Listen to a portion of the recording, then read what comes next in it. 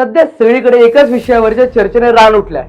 भारतातील मतदारांची संख्या वाढवण्यासाठी 21 कोटी डॉलर्सच्या निधीचे काय झाले? परंतु काही इंग्रजी पेपरवाले पद्धतशीरपणे मूळ विषयाला बगल देत जनतेच्या मनामध्ये संभ्रम निर्माण करत आहेत. 2012 मध्ये भारतीय निवडणूक आयोग आणि international foundation for electronic system म्हणजे IFAS यांच्यात झालेल्या सामंजस्य कराराकडे हुशारीने दुर्लक्ष केलं जात. ही वादग्रस्त संस्था जॉर्ज सोरोसच्या ओपन सोसायटी फाउंडेशनशी जोडलेली आहे. सोरोस बाबूंचे आणि काँग्रेसचे मधुर संबंध तर तुम्हाला माहितीच आहे. 2014 पासून देशाच्या निवडणूक प्रक्रियेत विविध मार्गाने हस्तक्षेप करण्यासाठी या परकीय संस्थांनी निधी दिला. मात्र याबाबत काँग्रेस सारखे विरोधक मात्र मौन बाळगून आहे.